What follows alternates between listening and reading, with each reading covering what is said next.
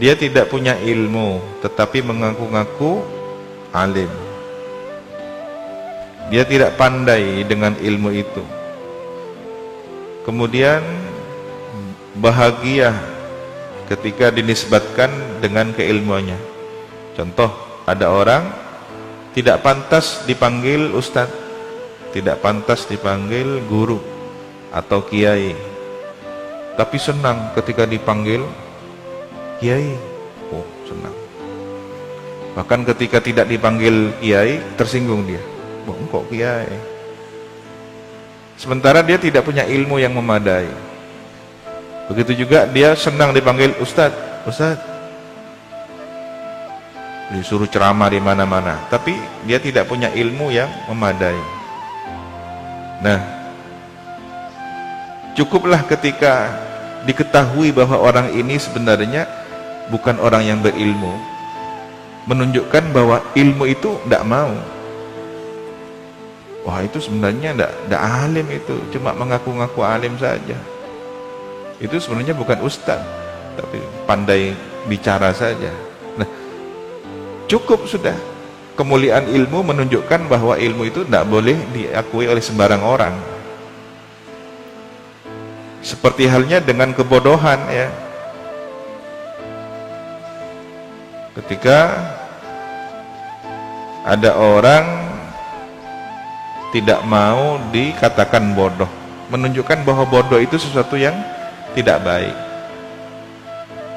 Orang tidak mau dikatakan bodoh karena dianggap celaan. Itu menunjukkan bahwa kebodohan sesuatu yang tidak baik. Ini sebaliknya yang tadi orang tidak punya ilmu tapi ngaku-ngaku punya ilmu, menunjukkan bahwa ilmu itu dicari, ilmu itu disenangi, ilmu itu dibanggakan. Padahal kenyataannya orang ini tidak berilmu tapi senang dikatakan berilmu, menunjukkan ilmu itu dicari, mulia ilmu itu. Walaupun sebenarnya dia tidak pantas mengaku-ngaku orang berilmu kalau tidak berilmu. Maka jangan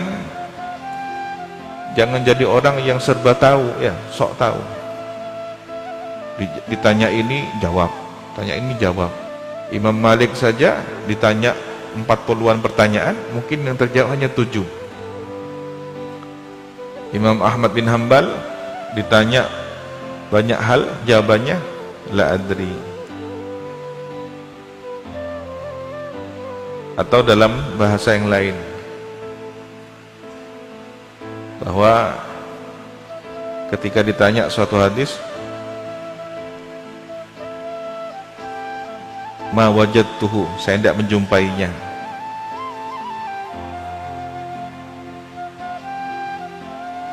Atau ketika ditanya, ini pertanyaan yang begitu sulit, jadi jujur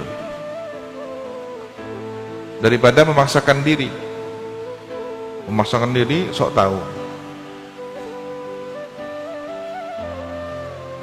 Jawaban ketika ditanya la adri, saya tidak tahu, itu nisful ilmi, separuh ilmu. Kok bisa ya? Dia punya ilmu tentang dirinya, bahwa dirinya tidak tahu.